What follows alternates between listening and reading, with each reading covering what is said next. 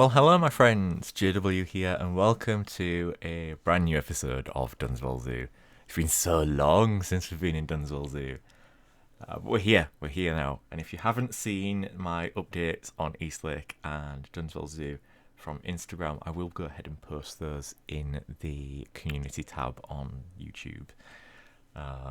Essentially, Eastlake's taking a lot longer to revamp than I first envisioned, so we're going to switch back to Dunswell, and I'll just work on Eastlake in the background until we get up to that point where I can start making videos again.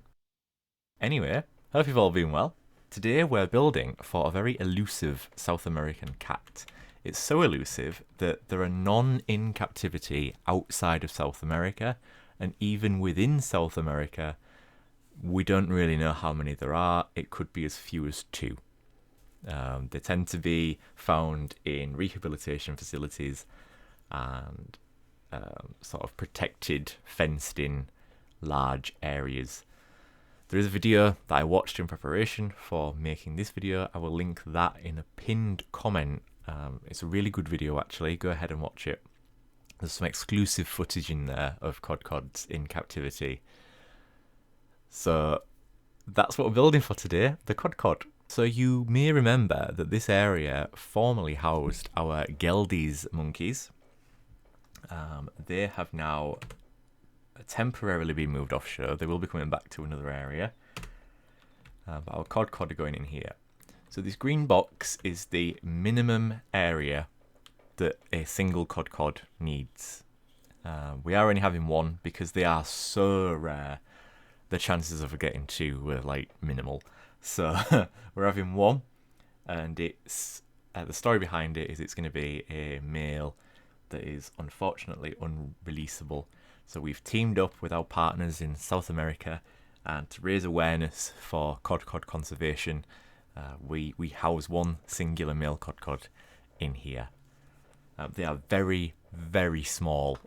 So we're giving them we're giving him a lot of space, but that's perfectly fine. I'd rather he had a lot of space, because this just looks small, even for a very small animal. So without any further delay, we're going to switch to the speed build, and I'm going to build for the codcod and fill you all in on everything codcod and South American ecosystems. Let's get stuck in.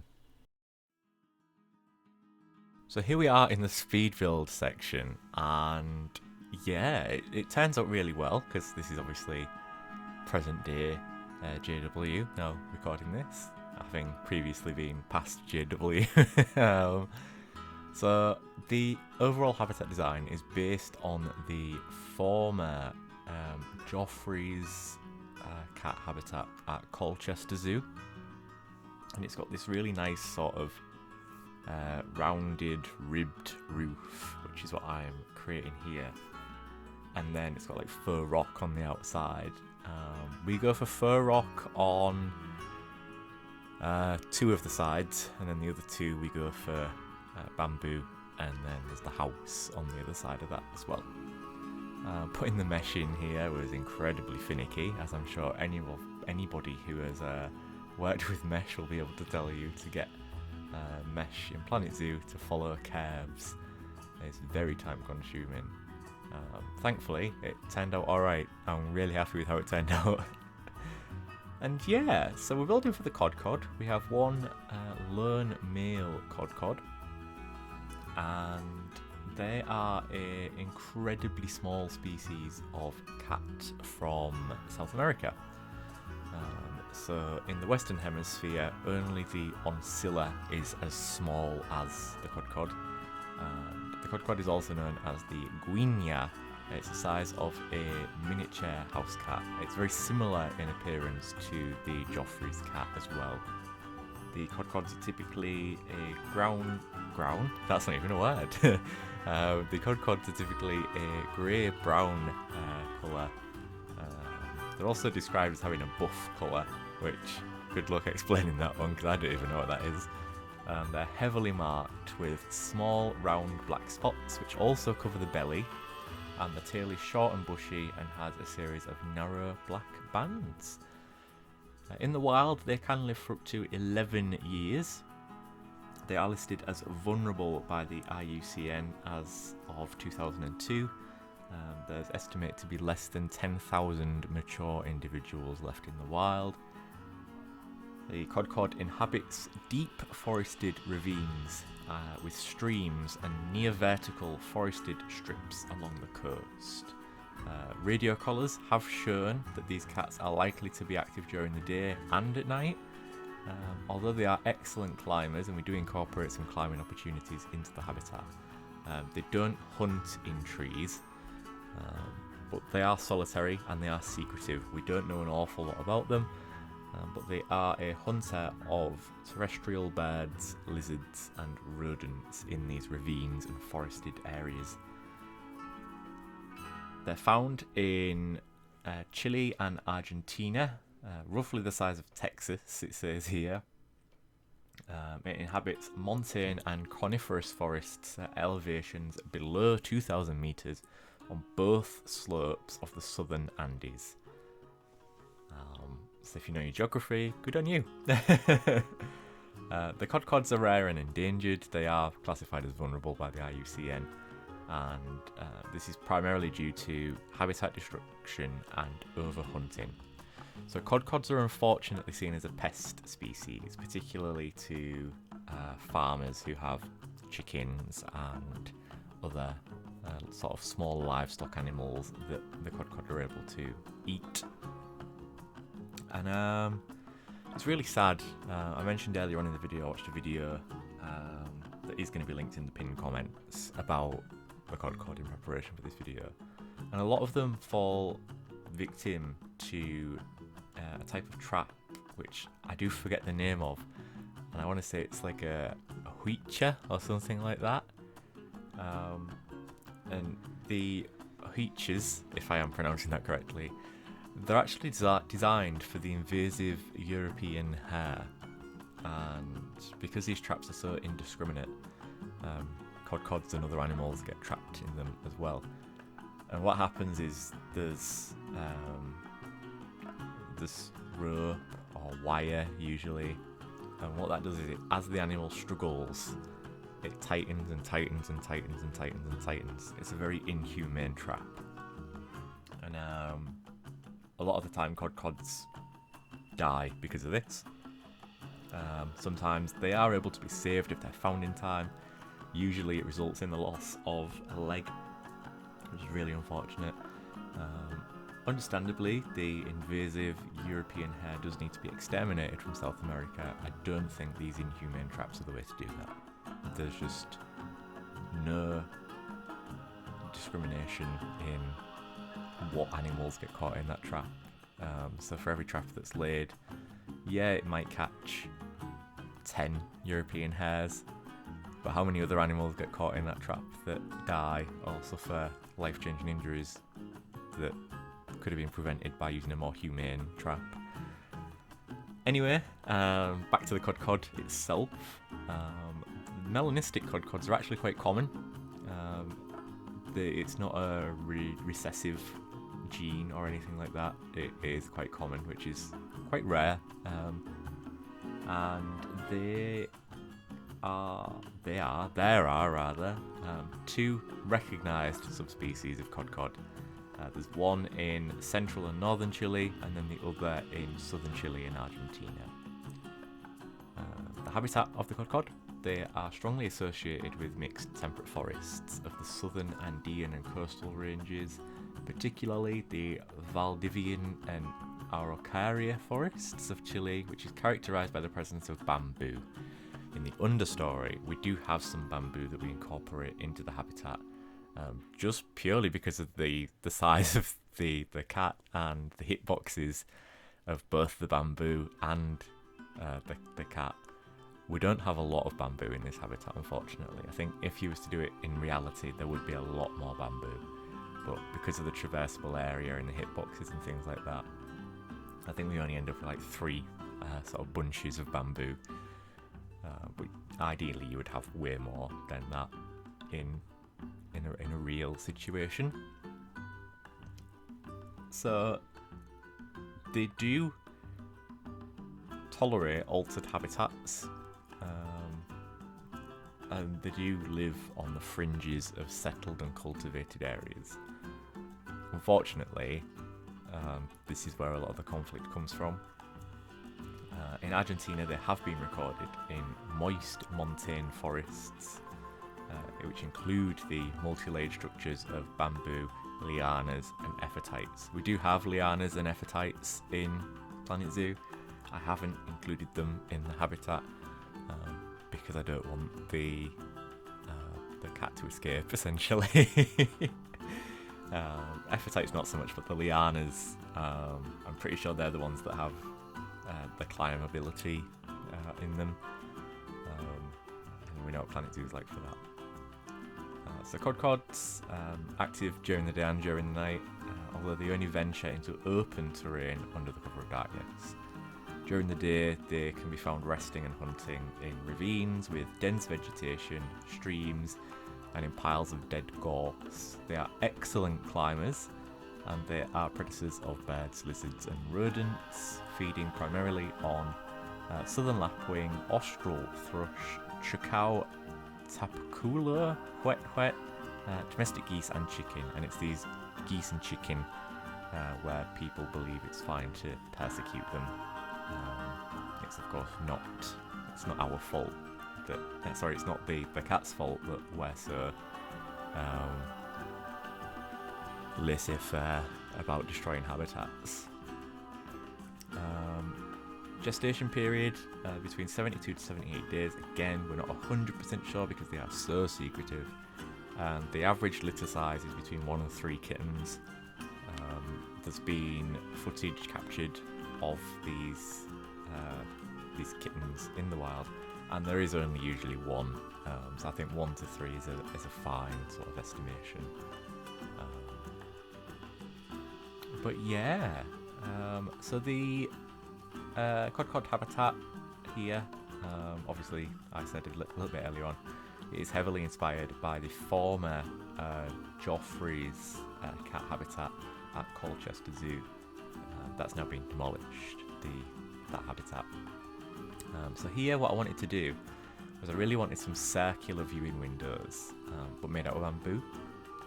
So I wanted it to be very sort of secretive and very peephole sort of esque. I don't achieve that in the final look of the habitat. We just go for some square windows with a little bit of extra sort of bamboo covering. And it's fine, I like it. It's just not the original sort of design that I was going for, which is not the end of the world. You know, you've got to make these changes on the fly and things like that. Yeah, it's a really, really nice habitat. I'm really happy with how it turned out. The indoor area is just sort of standard Planet Zoo structure. It's not realistic by any stretch of the imagination, but because the guests won't be seeing the inside of the habitat, and again because of the hitboxes of the animals on Planet Zoo, it was just simply improbable to build an indoor area on this occasion. But the next habitat we build will have an indoor habitat, well, an indoor area, not necessarily an indoor habitat, and the one after that will also have an indoor area. I'm not entirely sure if that one's going to be on show to the public yet, but the other one definitely won't be. As is this one. This one isn't. So yeah, I'm sort of experimenting here with placing the bamboo at different heights to sort of get a circle shape. I'm not liking how it looks.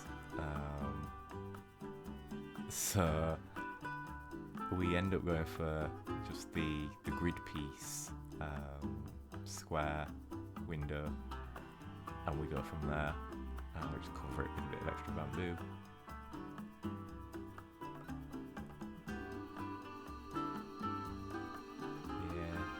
It doesn't look as circular as I wanted it to, and then there's pieces of bamboo sticking through the roof, so I get rid of it and we go for that gridded piece, and we just sort of line it up, and that's what we end up doing. But it looks fine.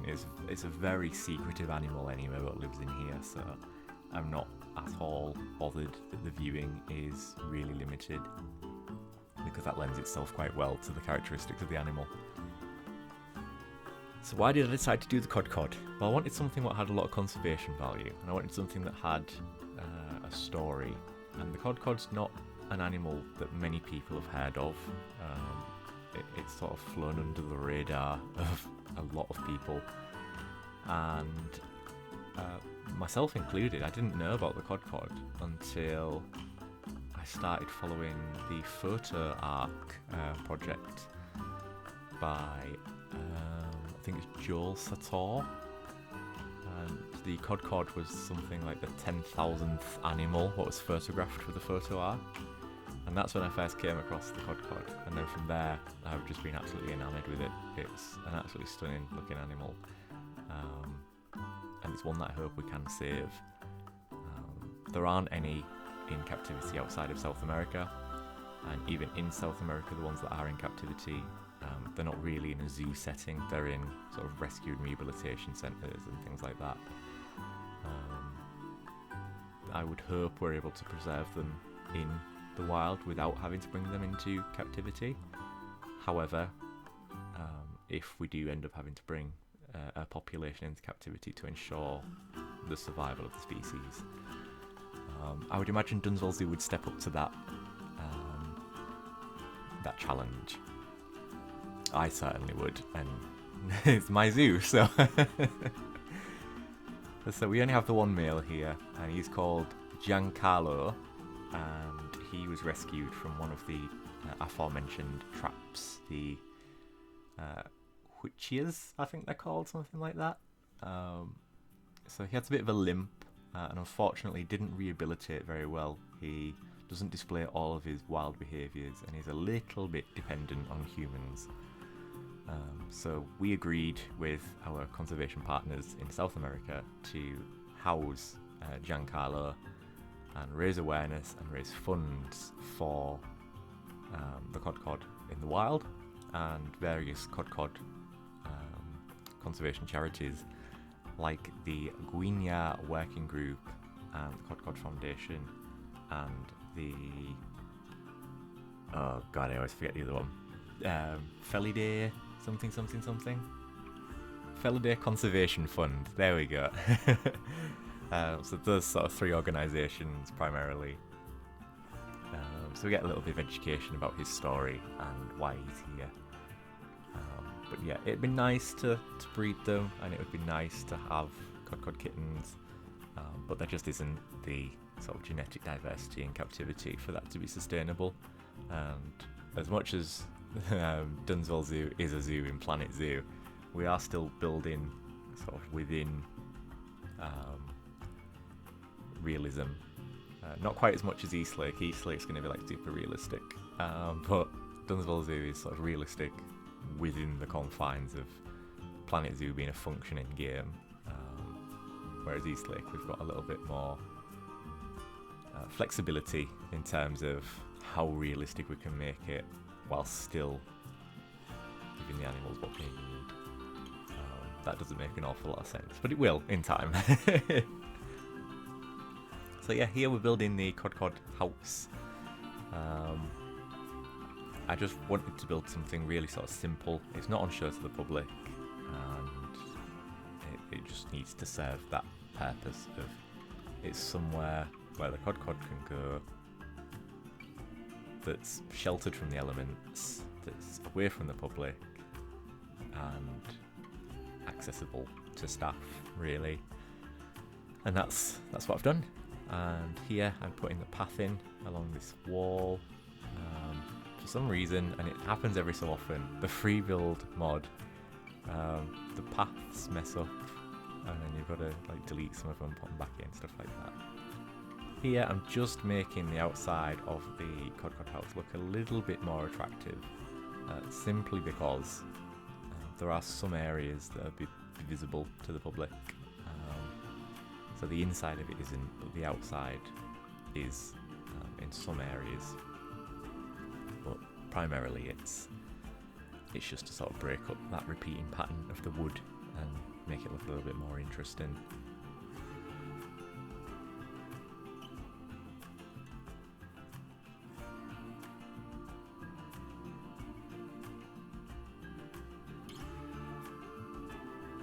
as we're starting to furnish the habitat, for those of you that aren't aware, I've started studying, well I say started studying, I'm about halfway through studying a zookeeping course with the hopes of becoming a zookeeper, and it's going really well, if I can even speak today. It's going really well, and I'm learning a lot that I'm incorporating not only into Planet Zoo, but into my future sort of career goals and where I'd like to be within the zoo industry and things like that. That's one reason why videos have been a bit slow. The other reason is work. It takes an awful amount of time. I'm just absolutely exhausted after work. I do not have it within me to sit at a computer again for another few hours, because that's my job essentially. That's another reason why videos have been a bit thin on the ground. Back to the habitat though, and here we're building a little sort of centerpiece rockwork. The codcods do use it. I say codcods, there's only one. The singular codcod does use it. Giancarlo, he goes on it quite a bit actually, as you'll see in the footage at the end of the episode. But yeah, just popping that bamboo in and trying to make sure it's as traversable as possible. Unfortunately, the codcod mod is based on the sandcat, which isn't a problem in and of itself. But whoever created the mod, and I can't remember the name, it might be Jono, they've not updated the terrain requirements. So apparently the codcod still requires a lot of sand and a lot of rock. So what I do to sort of counteract that, because I had wanted the sort of terrain in the habitat to be grass and mud, so I end up covering the terrain of the habitat in tropical leaf litter. So you can see here I'm just painting in like some mud for where the animal would most likely walk, areas of most use, things like that. You can ignore it because it gets replaced with sand and rock anyway. And then here we're going to change the colours of the faux rock walls.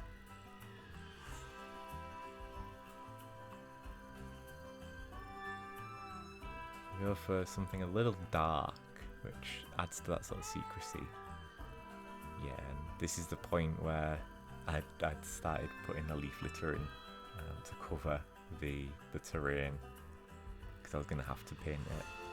And obviously because codcods are found in like temperate rainforests and coniferous forests and things like that, we get a really good opportunity to use some of these ferns, which although they don't have the South America tag on them, they do still serve the purpose. And because the codcod is so small, these already quite large ferns look even bigger. So it really sort of adds into that mystery and that secretiveness, and you know, it could actually be right in front of you, but because of the foliage, because of the colours within the habitat, you might not be able to see it. I really like that. It's very sort of in keeping with some of the other habitats in real world zoos that I've seen. Then there's the codcod there. You can see how small it is. It's such a tiny little baby. So I will leave you to enjoy the rest of the speed build, and then I'll be back when we're in the final cinematics.